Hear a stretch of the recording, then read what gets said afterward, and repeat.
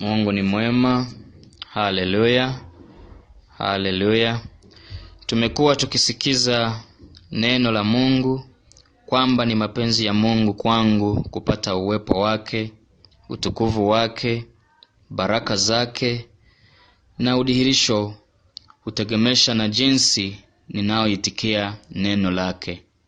Kwa hivyo, ikiwa ninataka kupokea matokeo ambayo Mungu anakusudia, basi kwanza ilibidi niweke kichafu, uchafu na kupokea neno lake kwa unyenyekevu.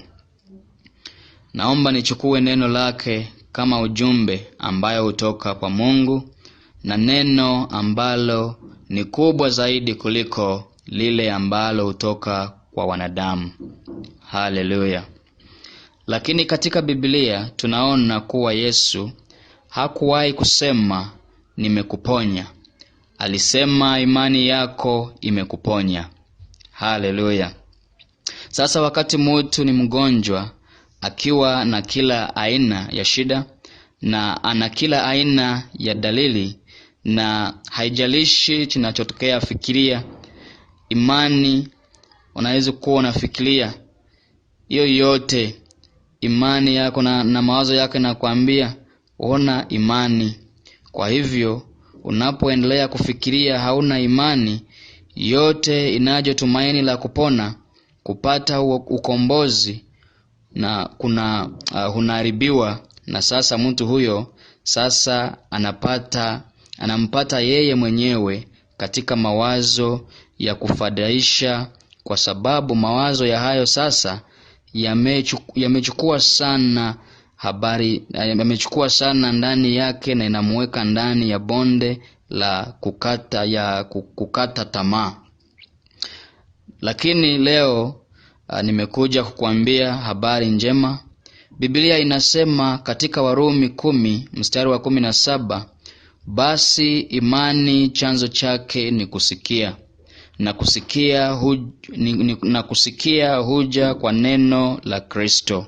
Haleluya. Kwa hivyo kumbuka, imani inakuja. Kama vile ninavyoita mtu aje hapa na mtu huyo anaondoka mahali pengine na anakuja. Na Biblia inasema imani huja kwa kusikia, na kusikia neno la Mungu.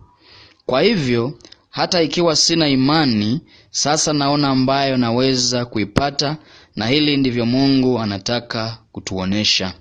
Haleluya. Tumsifu Yesu Kristo. Kwa hivyo kuna imani ambayo itakuja. Sasa wakati utachukua neno hilo na kuanza kuchambua kinachokuambia, utapata vitu vitatu. Ukielewa jinsi Mungu anaofanya kazi ndani yetu, anatuletea imani kupitia hatua hizi tatu mfululizo. Hatua ya kwanza ni neno la Mungu. Tunahitaji kupata neno la Mungu, ndiyo imani hiyo ianze kukuja, kwa sababu imani inakuja kwa kusikia, na kusikia neno la Mungu. Lazima tusikilize chile Mungu anasema. Tunaposikiliza Mungu anasema, kila kitu katika maisha yetu yataanza kubadilika. Haleluya. Hitimisho hilo tunalizimika kumsikiliza Mungu kupitia neno lake. Hatua ya kwanza ni kwamba ninahitaji neno la Mungu. Hatua ya pili, ninahitaji kusikia neno la Mungu na kufungua moyo wangu na akili yangu na kuamini neno la Mungu. Haleluya. Hatua ya tatu, imani inakuja kama matokeo ya mchakato huu wa kusikia.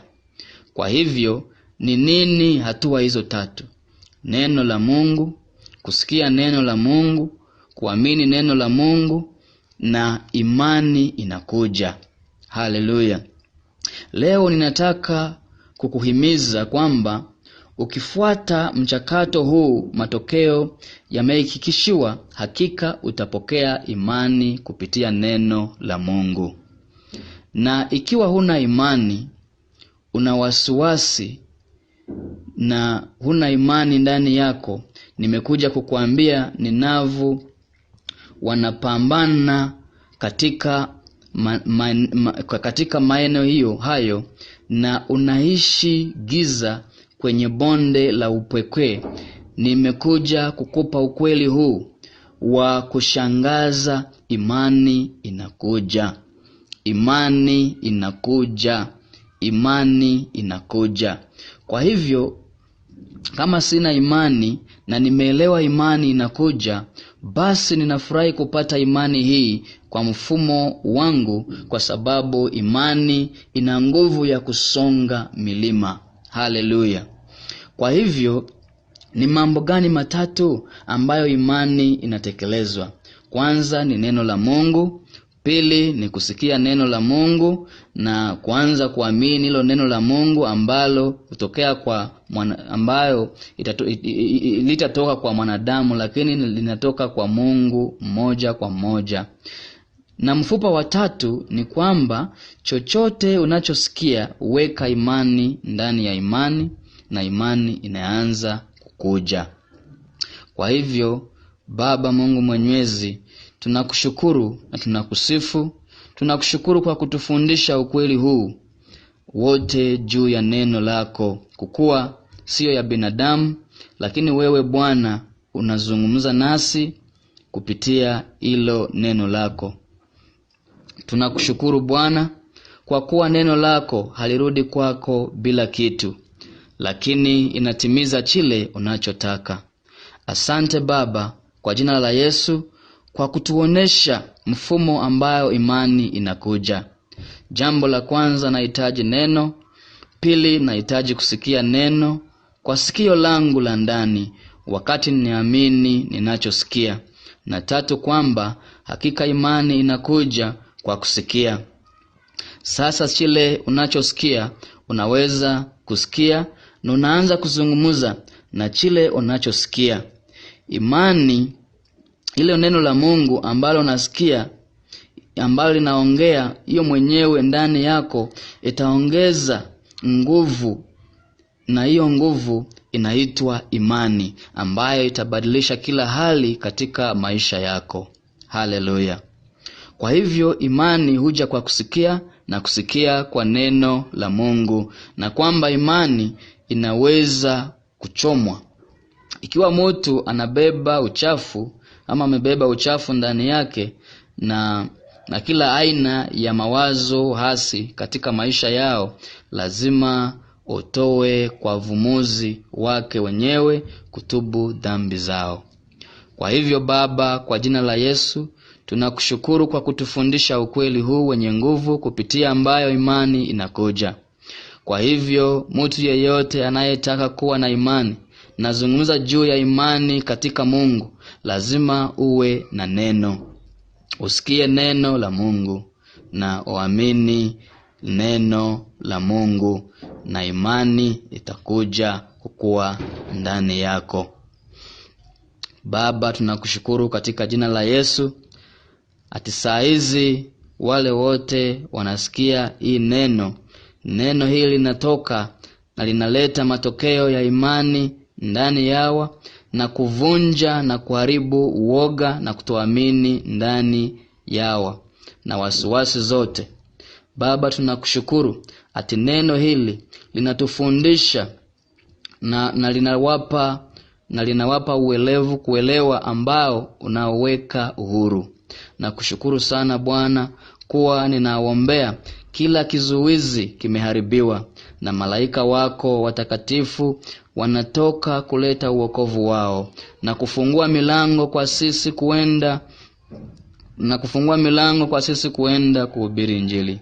Kwa hivyo wale wote Baba wanaojianda dhidi yetu wamebadilishwa kutoka Saulo kuenda Paulo. Na sasa kwa jina la Yesu, kupokea upako wa nguvu wa Roho Mtakatifu kuleta mabadiliko katika maisha ya familia yako, katika kitongoji chako, katika jamii yako na katika siku zijazo za hii ulimwengu kwa jina la Yesu. Amina na amina. Mkuwe na siku njema katika Yesu, na Mungu awabariki sana sana, na muendelee na kusikiliza neno la Mungu, na kweli imani itakuwa ndani yenu. Mungu awabariki.